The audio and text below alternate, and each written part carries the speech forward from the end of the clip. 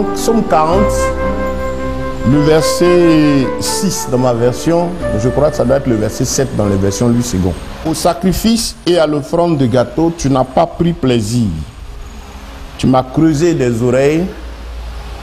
Tu n'as pas demandé d'holocauste ni des sacrifices pour le péché. Je peux relire encore votre version. 8 secondes. Tu ne désires ni sacrifice ni offrande. Tu m'as ouvert les oreilles. Tu ne demandes ni holocauste ni victime expiatoire. Ok. David nous dit ici que le Seigneur n'a pas pris à l'offrande au sacrifice. Au contraire, il lui a creusé des oreilles ou bien il lui a ouvert les oreilles. Ce passage nous dit beaucoup sur notre relation personnelle avec Dieu. Ce que Dieu attend de l'homme. Au sacrifice et à l'offrande de gâteau, tu n'as pas pris plaisir. Dans le temps, dans l'Ancien Testament, c'était une manière pour l'homme. Le gâteau parle de douceur, l'offrande parle de don à l'Éternel. Et David nous dit ici que Dieu n'a pas pris plaisir au gâteau et à l'offrande. Dans sa douleur, là, pas ça que Dieu a pris plaisir, mais c'est plutôt que Dieu lui a creusé des oreilles à la place. David nous fait comprendre ici que ce qui a été important pour Dieu dans la situation qu'il a vécue, il avait des problèmes et des difficultés, mais ce n'est pas que Dieu attendait de lui une offrande ou un sacrifice ou de l'argent, mais Dieu voulait lui passer un message. Il a creusé les oreilles. Les oreilles servent à quoi? C'est entendre. Donc ici il dit que Dieu lui a creusé des oreilles. C'est pour dire que ce qui est important aux yeux de l'Éternel, c'est d'abord que l'homme comprenne la volonté de Dieu en toutes choses. Dans l'une des lamentations du roi de Jérémie le prophète, quand il se lamentait devant Dieu pour le bien-être du peuple, qu'est-ce que le Seigneur a eu à dire? Il dit, pourquoi vous lamentez? Que l'homme plutôt cherche à comprendre pourquoi il souffre, pourquoi il y a le mal. En fait, ce que Dieu veut, c'est que nous, on cherche à comprendre. L'important pour Dieu, c'est que l'homme comprenne. Ici, c'est vrai, Dieu apprécie l'offrande, apprécie le sacrifice de bonne odeur. Il précise bien de bonne odeur. Ça dit quelque chose qui vient d'un cœur pur et bien disposé. Et donc, Dieu n'est pas tout de suite pour qu'on vienne déposer devant lui une offrande ou un don, mais il est plutôt que pour ce que celui qui vient à lui vienne devant le Seigneur ayant compris qui est Dieu, dans une situation donnée, qu'est-ce que Dieu veut, qu'est-ce que Dieu nous enseigne, qu'est-ce que Dieu nous dit. C'est ce qui est très important pour le Seigneur, que l'homme comprenne. Le ciel, la terre, ça lui appartient. Tout est à lui. La Bible dit qu'il n'y a rien de nouveau sous les cieux. Que Dieu a tout créé pour un but. Même le méchant pour le jour du malheur. C'est-à-dire tout appartient à l'Éternel. Donc la priorité de Dieu vis-à-vis de l'homme aujourd'hui dans ce monde où le péché est en abondance et que nous sommes dans ce corps de nature pécheresse, la priorité de Dieu est que l'homme comprenne la pensée de l'Éternel en toutes choses. C'est ce qui importe devant le Seigneur. Et donc ici, David nous fait comprendre qu'il a saisi la leçon que Dieu a voulu donner dans la situation qu'il traversait.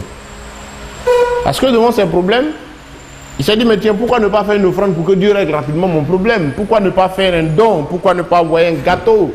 Comme on l'entend aujourd'hui. On se dit, mais tiens, quand tu as une difficulté, il faut toujours faire une offrande à Dieu et puis Dieu va te répondre. Et ça, c'est le parcours le parcours de beaucoup, de nombreux chrétiens aujourd'hui. Suite au message qu'on entend chaque jour, on a l'impression que Dieu, pour régler un problème, a tout de suite besoin qu'on lui offre quelque chose. Et lorsqu'il y a une situation, une difficulté, les messages actuels, à plus de 90%, vous diront non, faites tel don, faites ceci, et puis Dieu répondra. Et quelqu'un qui est dans les lamentations, dans les douleurs, en train de s'interroger sur les situations de la vie, la réponse immédiate qu'on lui donne tout de suite, c'est que Dieu veut qu'il fasse quelque chose, qu'il apporte un don, et puis Dieu va répondre. Mais David ici, il était roi, fils de roi, qui avait la possibilité de donner de grandes choses à l'Éternel, qui même avait pensé reçoit de Dieu de ce que ce n'est pas les offrandes, le sacrifice, le don qui intéressait l'Éternel à l'instant T, mais c'est plutôt que ce que Dieu voulait, c'est que David comprenne la pensée de l'Éternel. Et à travers David, Dieu parle à chacun de nous pour nous dire que ce qui importe devant le Seigneur, c'est la pensée de l'Éternel. C'est que Dieu veut qu'on le comprenne. Devant ce que je vis, ce que je vois, ce que je traverse, le Seigneur m'enseigne. Il veut que moi je saisisse sa pensée. C'est très important de comprendre la pensée de Dieu. Parce qu'il est le Créateur. C'est lui qui a fait le ciel, c'est lui qui a fait la terre. Tout lui appartient. La Bible déclare qu'il n'y a rien de nouveau sous ses yeux. Il est l'alpha et l'oméga. Il a le commencement et la fin de la vie de chacun de nous devant sa face. Lui, Dieu sait tout, il connaît tout, il pense tout, il voit tout. On ne lui apprend rien. Quand ça chauffe sur nous, que nous pensons que ça chauffe, qu'on va mourir à l'instant T, rien ne chauffe devant Dieu. C'est monsieur tranquille, monsieur calme. Celui qui pouvait dire à Israël dans le psaume, Ésaïe chapitre 15, le verset... chapitre 30, le verset 15, que c'est dans le calme et la confiance que se trouve ta force. Au moment où Dieu répond ainsi à Israël qui se lamente, Israël était dans les cordes, dans les difficultés, il avait l'impression qu'il y avait une urgence, il fallait faire vite. Mais Dieu dit c'est dans le calme et la confiance. Ça rappelait encore à Israël ce qui s'est passé avec leurs ancêtres lorsqu'ils se sont trouvés devant la mer Rouge. Dieu a fait exprès pour conduire le peuple d'Israël devant la mer Rouge, afin de les délivrer de la puissance de Pharaon. Dieu a fait exprès. Parce qu'il savait qu'en arrivant là, Pharaon allait revenir. Il y a eu les 10 plaies. On a eu l'impression que Pharaon avait abandonné. À la dernière minute, Pharaon se lève et dit, mais tiens, quelle bêtise j'ai fait, pourquoi ne pas aller ramener ces gens en esclavage? On lit tous l'histoire et quand on regarde, on se rend compte très bien que Pharaon, Israël et Moïse ont pris un chemin qui les a tout droit conduit devant la mer. Est-ce que Dieu ne savait pas qu'ils allaient devant la mer? Est-ce que Dieu ne connaissait pas le bon chemin, le chemin rapide par lequel ils pouvaient aller sans que Pharaon les poursuive? Si, il est Dieu. Et la Bible déclare qu'il est Dieu qui sait tout. Et là même de façon physique, devant le peuple d'Israël, il y avait à la tête, devant qui conduisait le peuple, il y avait la colonne de feu, la nuit qui représentait la présence de Dieu, et la colonne qui devenait une colonne de nuée le jour, qui servait à orienter Israël. Donc Dieu a toujours voulu, par ce symbole-là, nous dire, je veux que tu me suives. C'est moi qui ai la solution.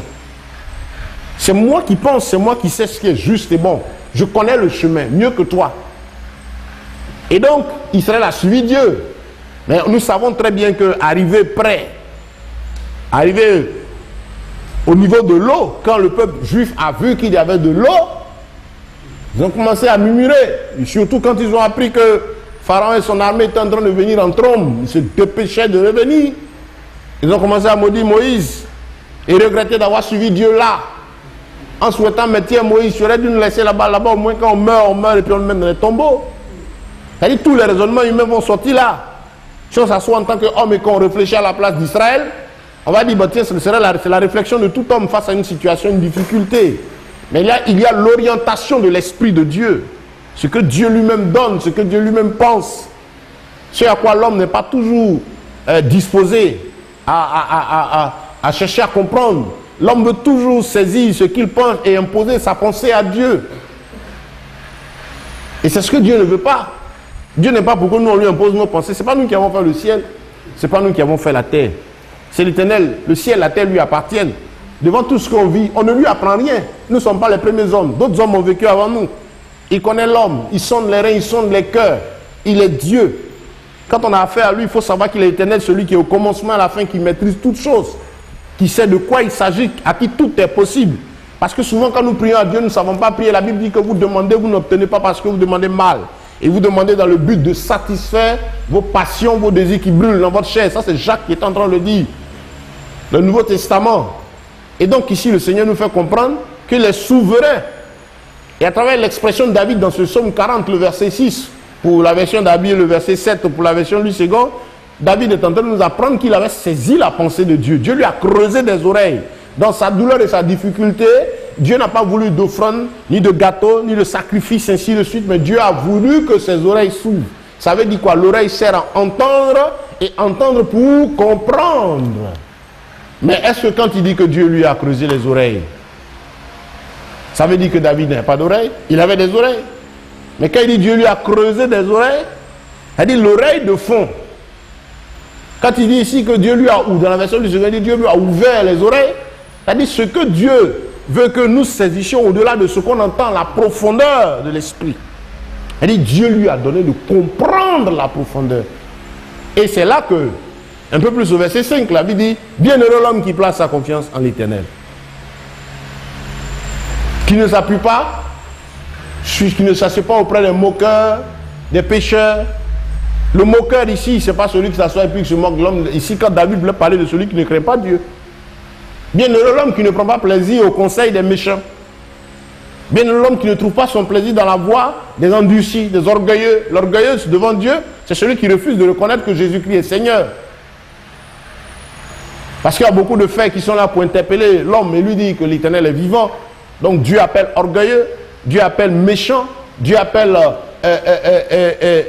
moqueur, celui-là qui refuse de reconnaître la seigneurie de Dieu. La Bible dit que tous sont péchés, tous sont privés de la gloire de Dieu. Il n'y a pas un seul juste, pas même un seul. Mais c'est par Jésus-Christ que nous avons la vie. La première chose que Dieu reproche à l'homme et pour laquelle l'homme passera devant Dieu en jugement, c'est le fait de renier Dieu. C'est le fait de ne pas l'avoir accepté. C'est la raison pour laquelle beaucoup seront jetés dans le feu de l'enfer, condamnés par l'Éternel, parce que Dieu aura donné à l'occasion à tout le monde, à chaque être humain, de discerner par des actions qu'il pose chaque jour sa présence, son existence, sa puissance. Ce n'est pas le péché, c'est-à-dire que c'est pas parce que quelqu'un a volé tout ce qui va aller en enfer, mais c'est parce que Dieu lui a parlé pour le sauver de son vol, de son péché charnel. Dieu donne l'occasion d'arriver au salut et qu'il refuse de reconnaître l'Éternel. Sinon, nous tous qui sommes là, qui avons Jésus aujourd'hui, ne sommes pas mieux que quelqu'un. Non. Dieu nous a donné la grâce de vivre. Nous tous, nous sommes quittés dans cette situation de péché. On arrive au salut. Et le Seigneur nous tend la main à tous. Mais Dieu regarde, pour donner la paix et la joie à chacun de nous, il faut bien que nos cœurs reconnaissent sa personne. Pour que Jésus entre en action dans la vie de quelqu'un, il faut que cet individu le reconnaisse comme Seigneur et Sauveur. Sauveur, pourquoi? Parce qu'il faudrait que l'individu reconnaisse qu'il est dans une situation délicate, difficile et condamné. L'individu reconnaît son péché, il avoue ses transgressions, le délaisse. Il voit qu'il a fait mal, que le pécheur en question sache qu'il est dans une situation difficile et que sans Jésus, il n'aura pas la vie. C'est à partir de là que le salut de Dieu vient. Jésus entre en action quand on lui donne l'occasion, en reconnaissant que nous sommes limités et que c'est lui seul qui peut nous sauver. Donc ici, David a compris. Et c'est ce que chacun de nous doit comprendre. Comme on disait la dernière fois, Dieu parle tantôt d'une manière, tantôt d'une autre. Et l'homme qui veut le secours de l'Éternel a le choix entre le secours selon lui, sa conception, ou bien le secours de Dieu dans sa souveraineté. Je veux dire quoi? Que souvent on a des difficultés, des situations se présentent à nous, et il y a la réponse à laquelle nous on s'attend, ce que nous on veut que Dieu fasse. Mais Dieu est souverain. Aujourd'hui on fait croire à la plupart des chrétiens que Dieu est là pour exécuter leurs pensées, exécuter leurs désirs. La seule condition, c'est qu'ils croient en Dieu, qu'ils fassent des dons à Dieu. On va même sortir des versets dans tous leurs sens et sortir de leur contexte, déformer ces versets-là pour faire croire aux chrétiens que s'il fait une offrande, s'il fait un don, Dieu sera alors tenu de l'exaucer. David nous dit ici, lui le roi, il avait tout. Il dit Dieu, c'est pas cela qu'il a regardé, Dieu lui a creusé des oreilles. Ça veut dire que dans toute situation, le Seigneur veut qu'on comprenne. Il veut que nous réfléchissions. Il veut qu'on sache sa position et sa pensée. C'est un passage merveilleux. Je lisais, j'étais content de le lire. Ce matin, j'ai dit, ben, tiens, que ton nom soit béni, Seigneur, parce que c'est un enseignement assez profond. L'Éternel m'a creusé les oreilles. C'est bon pour l'enfant de Dieu de toujours chercher à savoir pourquoi ceci, pourquoi cela. Dieu me parle. Tantôt d'une manière, tantôt d'une autre. Ça peut être par un mouvement humain, par un être humain, par une action, par quoi que ce soit. Mais ce que Dieu veut, c'est que l'homme recherche toujours à comprendre la pensée de Dieu. La volonté de Dieu. Et une fois qu'on y arrive, c'est un véritable bonheur pour nous. Donc voici ce que David a dit, qui est quelque chose de très important. Donc c'était juste ce petit passage pour attirer votre attention sur le fait que Dieu est souverain. Et que ce que Dieu veut chaque jour de nous, ce sont les profondeurs de sa parole de sa volonté en toute situation. Voilà ce que le Seigneur attend de nous. David ici se lamentait, mais il a compris que oui, Dieu voulait lui enseigner des choses. Et il a retenu la leçon de l'Éternel. C'est pourquoi il a dit, bienheureux l'homme qui place sa confiance en l'Éternel. Placer sa confiance, c'est prendre tout son cœur entier et s'investir en Dieu. S'abandonner dans les mains de l'Éternel, compter sur Dieu, sachant que devant le problème, la difficulté, la situation que j'ai, l'Éternel est le seul qui a la bonne réponse. Quand il dit, Seigneur, délivre-moi, je dois m'attendre à Dieu à sa manière, pas à ma façon. Ce qui fait que beaucoup de chrétiens ont des difficultés avec Dieu dans leur marche avec le Seigneur aujourd'hui, c'est qu'ils ont la mauvaise conception, depuis la tête de l'église jusqu'aux pieds, je dirais, depuis ceux qui se réclament serviteurs de Dieu jusqu'aux pieds, on pense que Dieu est celui qui est chargé d'exécuter nos volontés. Non, on dit nous sommes serviteurs et servantes de Dieu, c'est-à-dire esclaves de l'Éternel. Notre rôle, c'est de nous rendre utiles à Dieu, de servir Dieu selon sa pensée, selon son bon vouloir, que le Saint-Esprit se charge chaque fois de nous donner. Et il donne cela à l'esprit de celui qui est humble, simple de cœur, celui qui peut comprendre la pensée de Dieu. On n'adore pas Dieu, on ne crie pas à Dieu, on n'invoque pas Dieu en pensant que c'est lui qui va agir selon nos desseins. Ce n'est pas vrai. Ce sont des déformations intéressées de l'Écriture. Dieu nous appelle à l'humilité, à la simplicité. Que le Seigneur soit béni. On pourra faire de ce sujet une étude un autre jour. J'ai voulu partager ce passage de méditation avec vous.